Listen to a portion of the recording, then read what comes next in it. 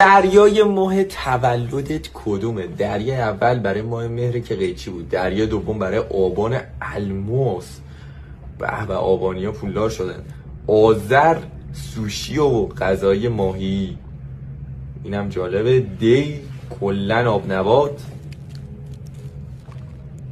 اینم که هیچی. ماه بعدی بهمن طلا. او بهمنی های گل پولدار شدیم آقا. دریای شمش طلا ندیده بودیم که دیدیم. اسفند دریای گل، انگار رفتی تو بهشت.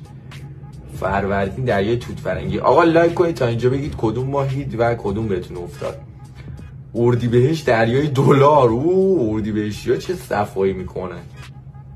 ماه بعدی خرداد دریای ماکارونی یا نودل ماکارونی نی. تیر دریای عسل لامصبه.